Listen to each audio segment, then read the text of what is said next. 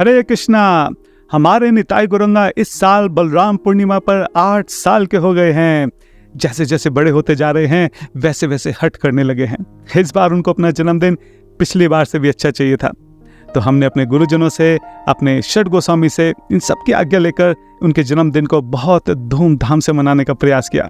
ये वीडियो उसी की एक झलक है। इस बार हमने अपने घर के बाहर 108 लाइट्स लगवाई ताकि जब भगवान का जन्मदिन उत्सव समारोह मनाया जाए और जब वो रात्रि में संकीर्तन करें तो उनका घर पूरी रोशनी के साथ जगमगाता रहे। भगवान का जन्मदिन बहुत स्पेशल होता है, और हो भी क्यों ना, जब अनंत श्री संपन्न अखिल ब्रह्मांड नायक भगवान श्री कृष्ण धरती पर अवतरित होते हैं तो मानो ब्रह्मा की बनाई पूरी सृष्टि आनंद से झूम उठती है। लोग अपने घरों के बाहर रंगोली बनाते हैं, दिए जलाते हैं, जल के कलश रखते हैं। दूध से, दही से, सुगंधित जल से सारे मार्गों को स्वच्छ किया जाता है। गायों का श्रृंगार किया जाता है। पेड़ों को, पौधों को, फूलों को सजाया जाता है। चारों तरफ जय जयकार होती है। लोग गले लग लग कर नाचते हैं, गाते हैं, नंद के घर आनंद भयो, जय कन्हैया लाल की। मिठाइयाँ बांटते हैं, बधाई देते हैं। आसमान में देवी देवता फूलों की वर्षा करते हैं, गंधर्व नाचते हैं। चारों तरफ मानो आनंद ही आनंद का अनुभव होता है। और हो क्यों ना, स्वयं आनंद कंद सच्चिदानंद आज नंद यशोदा के घर अवतरित हुए हैं। भौतिक जगत में रहने का एक फायदा तो है, यहाँ पे भगवान के जन्मोत्सव मनाने का सौभाग्य प्राप्त होता है, क्योंकि यह आध्यात्मिक जगत में नहीं होता। हमने भी निताई गौरंगा के जन्मदिन के उत्सव को इसी भाव से मनाने का और घर को इसी भाव से सजाने का प्रयास किया है। और फिर हमने निताई गौरंगा का भव्य अभिषेक करा। कान्हा का अभिषेक होता है ना, तो उसको बहुत आनंद आता है। एक बार की बात है, नंद बाबा अपने शालीग्राम का अभिषेक कर रहे थे और तभी कन्हैया वहां पास में आकर बैठ जाते हैं और देखने लगते हैं। नंद बाबा पहले दूध से, फिर दही से और फिर शहद से अभिषेक करते हैं। जैसे ही कान्हा देखते हैं कि शहद से अभिषेक हो रहा है, उनकी आंखों में चमक आ जाती है, उनके मुंह से लार टपकने लगती है। वो सोचने लगते हैं कि अरे, इस शालीग्राम के तो बहुत मजे हैं, देखो कैसे शहद से अभिषेक हो रहा है। अगर मेरा भी शहद से अभिषेक हो तो मैं तो जीभ निकाल निकाल कर उसको चाटता रहूंगा। मैं अभी जाके मैया से कहता हूँ कि मैया मुझे भी पंचामृत से नहलाया करो। इसलिए यशोदा रोज अपने कान्हा को पंचामृत से नहलाती हैं, उनसे अभिषेक करती हैं। और जब भी यशोदा मैया ठाकुर जी का अभिषेक करती हैं तो सारी गोपियां भी खूब सारी अलग अलग सामग्री लेकर आ जाती हैं।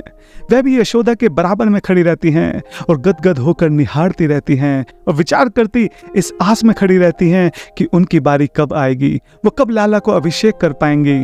अब आप सोचिए कि जो गोपियां अभिषेक का इंतजार कर रही हैं, तो क्या सौभाग्य है उन भक्तों का जिन्हें भगवान के अर्च विग्रह का अभिषेक करने का मौका मिलता है। तो भगवान के अभिषेक का कोई भी मौका छोड़ना नहीं चाहिए, उसको अपना सौभाग्य समझकर बहुत प्रेम से भगवान का अभिषेक करना चाहिए। गोवर्धन लीला के दौरान जब इंद्र ने 7 दिन और 7 रातों तक घंघोर वर्षा कर कर वृंदावन को तहस नहस करने का प्रयास किया था, बाद में उन्हें अपनी गलती का एहसास हुआ तो वो विचारने लगे कि भगवान से क्षमा कैसे मांगी जाए, उनको कैसे प्रसन्न किया जाए। तब वो सुरभि गौ माता को लेकर आए थे और जब सुरभि गौ माता ने अपने दूध से भगवान का अभिषेक किया, उनका क्रोध शांत हो गया, वो प्रसन्न हो गए, उन्होंने इंद्र को क्षमा कर दिया। अब आप सोचिए भगवान को अभिषेक कितना पसंद है। मतलब जिसने वृंदावन के प्रति, ब्रजवासियों के प्रति अपराध करा, उसको भी भगवान ने क्षमा कर दिया। हमने भी निताई गौरंगा का पंचामृत से खूब सुंदर अभिषेक करा। जब ठाकुर जी का श्रृंगार करते हैं ना, तो भी उनको बहुत आनंद आता है, लेकिन वो चंचल इतने हैं कि श्रृंगार को टिकने नहीं देते। मैया यशोदा जब सुबह स्नान कराकर अपने लाला का प्रथम श्रृंगार करती है और वो वन में गाय चराने के लिए निकलते हैं, तो दहलीज पार करते ही उनका जो श्रृंगार है वो अस्त व्यस्त होना शुरू हो जाता है। जब वो वन पहुंचते हैं तो उनके जो सखा है वो उनका अलग ही कुछ श्रृंगार कर देते हैं, जो गोपियां हैं वो अलग ही कुछ श्रृंगार कर देती हैं। और शाम तक जब लाला लौटकर घर पर आते हैं तो मैया यशोदा पहचान नहीं पाती, अरे ये मेरा वही लाला है जिसका सुबह मैंने इतना सुंदर श्रृंगार करके भेजा था। एक बार ठाकुर जी मैया जी के पास पहुंचते हैं और देखते हैं कि जो मैया है वो पत्रावली का श्रृंगार कर रही हैं। एक सफेद बिंदी, एक लाल बिंदी, एक सफेद बिंदी, एक लाल बिंदी अपने माथे पर लगा रही थी। तो ठाकुर जी मैया को देखकर सोचते हैं कि अरे देखो कितना अच्छा श्रृंगार कर रही हैं, मैं भी इतना अच्छा श्रृंगार करूंगा। तो ठाकुर जी के हाथ में मक्खन था, तो मक्खन को देख के सोचते हैं कि सफेद बिंदी का तो हो गया इंतजाम, अब लाल बिंदी का इंतजाम करना पड़ेगा। तो वो गौशाला जाते हैं, गौशाला जाकर गोबर के बगल में बैठते हैं, हो गया इंतजाम। अब एक बिंदी तो माखन की और एक बिंदी गोबर की, एक बिंदी माखन की, एक बिंदी गोबर की, वो भी अपने माथे पर लगाना शुरू कर देते हैं। और ये ठाकुर जी का इतना सुंदर रूप है कि भीष्म पितामह अपनी स्तुति में कहते हैं, हे प्रभु, मुझे वैकुंठ नहीं चाहिए। अगर आप सच में मुझ पर कृपा करना चाहते हैं तो एक बार अपने उस बाल रूप के मुझे दर्शन करा दीजिए। जब ठाकुर जी गौचारण के लिए वन में जाते हैं ना, तो कई बार श्रम के कारण उनको पसीने आ जाते हैं, लेकिन उनका मुखमंडल इतना सुंदर है कि पसीने की जो बूंद है वो भी ठाकुर जी के चेहरे पे मोतियों के समान चमकती हैं। तो कई बार उनको देखकर गैया सोचती हैं कि भाई हमारी भी इच्छा है, हम भी ठाकुर जी का श्रृंगार करें। तो वो अपने खुरों से ब्रज रज को उड़ाती हैं और वो ब्रज रज जाकर भगवान के चेहरे पर चिपक जाती है। तो भगवान का पत्रावली का श्रृंगार होता है, जिसमें भगवान बहुत सुंदर लगते हैं। भागवतम में वेणु गीत में जो गोपियां हैं वो ठाकुर जी के सुंदर रूप का वर्णन करती हैं। वही ठाकुर जिनके सर पर मोर का पंख लगा है, जिनके कानों में कर्णिकारा के पीले पुष्प सुशोभित हो रहे हैं, जिनके शरीर पर पीतांबर है, जिनके गले में 5 प्रकार के सुगंधित पुष्पों से बनी वैजंती माला है, जिनके बांसुरी की छिद्रों को वो अपने अतरमित से भर रहे हैं। उनके पीछे पीछे ग्वाल बाल उनकी कीर्ति का गुणगान कर रहे हैं। इसलिए वैकुंठ से भी श्रेष्ठ वृंदावन धाम उनके चरण चिन्हों से और भी रमणीय बन गया है। ऐसे श्री कृष्ण की हम वंदना करते हैं। कौन कहता है भगवान खाते नहीं, माँ यशोदा के जैसे खिलाते नहीं। अगर कोई प्रेम से भगवान को भोग लगाए तो ये संभव ही नहीं है कि भगवान उसको स्वीकार ना करें। विदुर जी की पत्नी ने तो प्रेम से केले के छिलके दिए थे, भगवान हंसते हंसते वह भी पा गए थे। शबरी के बेर तो झूठे थे, भगवान हंसते हंसते प्रेम पूर्वक वह भी ग्रहण कर लिए थे। द्रौपदी के पास तो वनवास के समय भगवान को देने के लिए केवल चावल का एक दाना था, लेकिन उसको भी पाकर भगवान पूरी तरह से संतुष्ट हो गए थे। गरीब सुदामा के घर में तो चावल का केवल एक दाना था। उसी एक दाने को आधा आधा तोड़कर पति पत्नी दोनों ने मिलकर भगवान को भोग लगा दिया था और भगवान ने खुशी खुशी उसी को ग्रहण कर लिया था।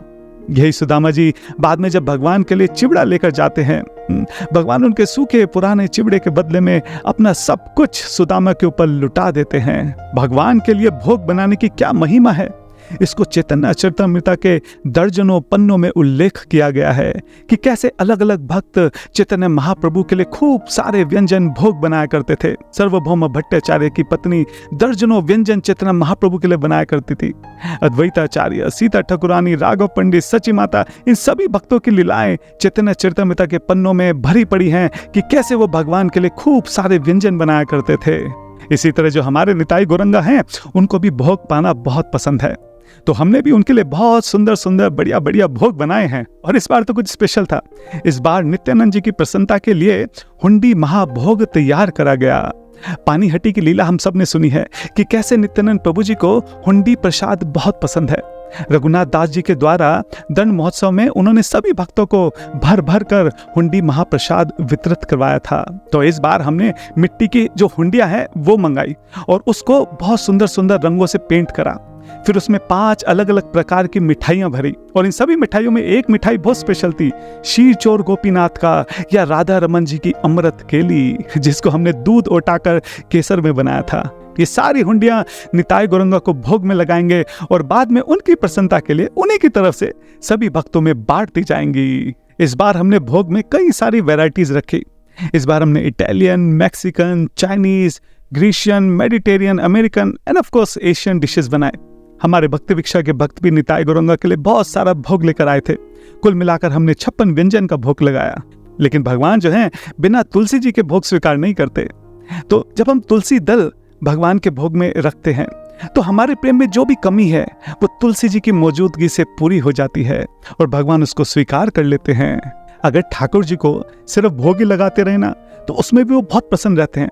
श्रीनाथ जी में तो 8 बार भगवान को भोग लगता है। सुबह उठते ही सबसे पहले मंगला भोग, फिर उबासी लेते हैं तो उसका भोग, श्रृंगार करते हैं तो उसका भोग, मतलब नाश्ते से पहले 3 बार भोग लग चुका होता है। और जब हम ठाकुर जी को भोग लगाते हैं ना तो ये थालियां, कटोरी, चम्मच ये सब तो ठीक है, लेकिन जो भी हमने बनाया ना वो सब कुछ पूरी सामग्री हमको लाकर ठाकुर जी के सामने रख देनी चाहिए। और ठाकुर जी से कहना चाहिए कि जो भी आपको अच्छा लगे, जिसमें भी आपकी रुचि हो ना, वो आप अच्छे से पाओ और उस कक्ष से फिर बाहर आ जाओ। फिर वहां पे जो है राधा रानी जो हैं, अष्ट सखियां जो हैं, सखा जो हैं, वो प्रकट हो जाते हैं और ठाकुर जी की जिस चीज में भी रुचि है वो उसको वही पवाते हैं। यही हम जगन्नाथ जी में भी देखते हैं कि कैसे सारी की सारी हंडियां जो हैं वो सीधा लाके भगवान के सामने रख दी जाती हैं। हे प्रभु, जिसमें आपकी रुचि हो वही आप बहुत प्रेम से पाओ। हमारे ब्रह्म गौड़ीय वैष्णव संप्रदाय के बहुत महान आचार्य श्रील भक्ति विनोद ठाकुर एक बार महाप्रभु जी की दिव्य आरती की झांकी उनको दिखाई देती है, जिसका वर्णन वो अपने भजन में करते हैं। भक्ति विनोद ठाकुर उस दृश्य का वर्णन करते हुए कहते हैं कि गंगा का बहुत सुंदर तट है, संध्या का समय है, जहां सभी पेड़ पौधे फूलों से लदे हुए हैं, पक्षी चहचहा रहे हैं। वहीं एक कुंज में श्रीमान चैतन्य महाप्रभु की सुंदर आरती चल रही है। ऐसा लगता है मानो संसार के सारे जीव महाप्रभु की सुंदर अंग कांति पर आकर्षित हो रहे हैं।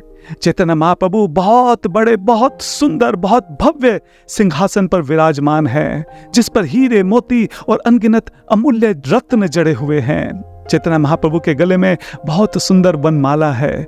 उनका मुखमंडल करोड़ों चंद्रमा के समान चमक रहा है। महाप्रभु के दोनों ओर श्री नित्यानंद प्रभु, श्री गदाधर प्रभु, श्री अद्वैताचार्य खड़े हैं और बहुत प्रेम से महाप्रभु की तरफ देख रहे हैं।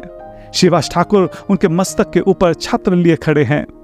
नरहरि ठाकुर चावल डुला रहे हैं। मुकुंद और वासुघोष बहुत दिव्य कीर्तन कर रहे हैं। शंख, करताल, मृदंग की दिव्य ध्वनि आकाश में गूंज रही है।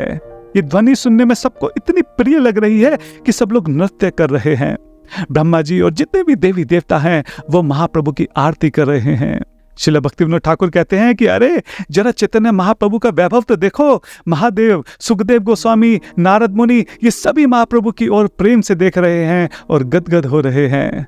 और फिर आरती के बाद महाप्रभु की प्रसन्नता के लिए थोड़ी देर हमने कीर्तन करा, कलयुग धर्म हरि नाम संकीर्तन। और उसके बाद हमने निताई गौरंगा की कथा करी, उनका यशगान करा। भगवान का पूरा बचपन ना अपने सखाओं के साथ खेलते कूदते बीता है। निमाई निताई ने भी बचपन में अपने सखाओं के साथ खूब शैतानियां करी हैं और कृष्ण ने तो अपने सखाओं के साथ मिलकर जो उधम मचाया है अब उसका तो क्या ही कहें। इसलिए उनकी प्रसन्नता के लिए हमने भी कुछ गेम खेले। जैसे सबसे पहले हमने श्रीमद् भागवतम की जो अलग अलग कहानियां हैं उनमें जो चरित्र हैं उनको अलग अलग पर्चियों में लिख दिया और सबको रैंडमली बांट दिया। अब सबको अपनी पर्ची पढ़नी है, अपना करेक्टर जो चरित्र है वो पहचानना है कि कौन सी स्टोरी में आता है, कौन सी कथा में आता है, और उससे संबंधित बाकी जितने भी चरित्र हैं उनको ढूंढना है और अपनी टीम बनानी है। जो सबसे पहले टीम बनाएगा वही विजेता होगा। और जैसे ये स्टार्ट होता है सब फटाफट अपने बाकी साथियों को ढूंढते हैं और जल्दी से जल्दी टीम बनाने की कोशिश करते हैं। बहुत मजा आता है। उसके बाद हमने एक और गेम खेला, हंट फॉर महाप्रसाद। हम सब जानते हैं कि इस कलयुग में अगर कोई भी एक उम्मीद की किरण है तो वो महाप्रसाद है। महाप्रसाद किसको पसंद नहीं है? महाप्रसाद के मामले में कोई डिस्प्यूट नहीं है, कोई लड़ाई नहीं है, कोई आर्ग्यूमेंट नहीं है, कोई मतभेद नहीं है। महाप्रसाद सबको पसंद है। लेकिन माया से हमारी आंखें ढकी हुई हैं। तो गेम ये है कि हर एक टीम का एक डिवोटी जो है वो आएगा, उसकी आंखें जो हैं वो कॉइन से यानी पैसों से ढकी होंगी और उसको पूरे कमरे में जो महाप्रसाद की हुंडी रखी है वो ढूंढनी है बंद आंखों से। और देखते हैं कि कौन सबसे कम समय में उस हुंडी को जीतता है, महाप्रसाद को लेता है और अपनी पूरी टीम को इस भव सागर से बचाता है। इसी तरीके से हमने और भी कुछ गेम्स खेले और बहुत मजा आया। और फिर निताई गौरंगा की केक कटिंग। सर्वभौमा भट्टाचार्य की जो पत्नी थी ना, वो महाप्रभु के लिए बहुत सारे मिल्क केक बनाया करती थी। महाप्रभु को बहुत अच्छे लगते थे, इसलिए हम भी भगवान के लिए हमेशा केक बनाते हैं। नित्यानंद प्रभु को महाप्रभु का पीला रंग पसंद है और महाप्रभु को नित्यानंद प्रभु का नीला रंग पसंद है, तो नीलांबर और पीतांबर 2 केक बन गए। अच्छा, जो बच्चे हैं ना वो केक को लेकर हमेशा बहुत एक्साइटेड रहते हैं, तो सभी बच्चों ने मिलकर निताई गौरंगा के लिए केक कट करा। और अब फिर वो घड़ी आ गई जिसका सबको बहुत बेसब्री से इंतजार था, महाप्रसाद गोविंदे। भगवान के महाप्रसाद और भगवान ये आपस में भिन्न नहीं है। महाप्रसाद की ऐसी महिमा है कि केवल महाप्रसाद के दर्शनों से भगवान के दर्शनों का फल मिल जाता है। जब भी हमको महाप्रसाद के दर्शन हो तो सबसे पहले झुककर प्रणाम करना चाहिए, हो सके तो दंडवत करना चाहिए। महाप्रसाद का हर एक कण पूजनीय है, तो हमको ध्यान रखना चाहिए कि वो गलती से भी नीचे ना गिर जाए। हमने तो भक्तों को प्रसाद पाने के बाद थाली को भी धोकर पीते हुए देखा है कि कहीं उसमें एक कण रह ना जाए। यहाँ तक कि कुल्ला करके भी पानी को पी जाते हैं। इस महाप्रसाद की इतनी महिमा है कि उसको एक मुख से गाया नहीं जा सकता, एक जन्म में बताया नहीं जा सकता। भगवत महाप्रसादम की जाए। पूरी दुनिया का भाव ये है कि वो कृष्ण से खुद अपने मंगल के लिए कामना करते हैं, लेकिन ब्रज का भाव यह है कि भक्त कृष्ण के मंगल के लिए कामना करते हैं, उनके लिए प्रार्थना करते हैं।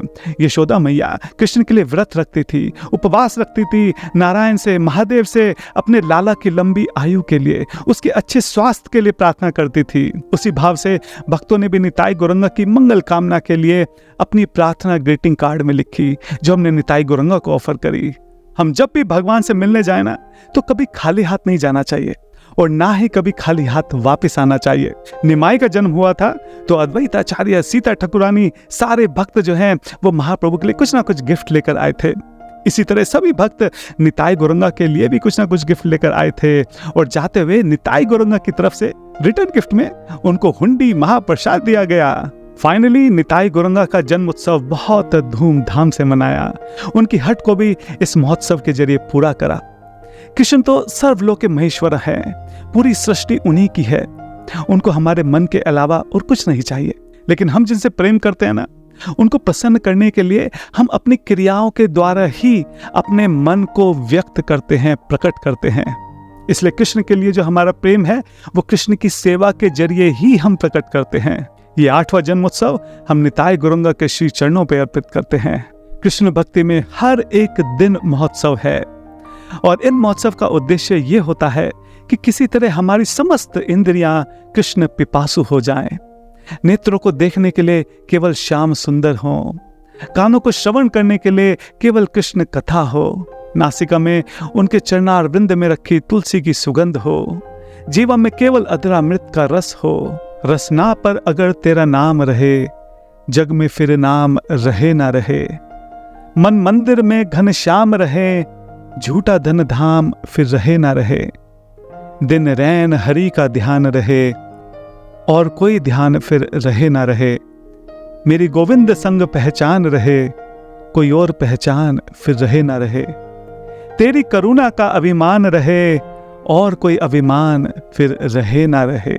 बस पूरा जीवन इसी तरह कृष्ण महोत्सव में बीत जाए, और जीवन के अंत में इतना तो करना स्वामी, गोविंद नाम लेकर ये प्राण तन से निकले। पीतांबरी कसी हो, मुखड़े पर एक हंसी हो, छवि मन में बसी हो, जब प्राण तन से निकले। श्री गंगा जी का तट हो या फिर यमुना का वामशिवट हो, मेरे निताई गौरंगा निकट हो, जब प्राण तन से निकले। इतना तो करना स्वामी, जब प्राण तन से निकले। केवल इतनी सी अरज है, मानो तो क्या हरज है, ये आपका फर्ज है, जब प्राण तन से निकले। इतना तो करना स्वामी, जब प्राण तन से निकले। निताई गौरंगा भगवान की जय। श्रील प्रभुपाद जी की जय। हरे कृष्णा।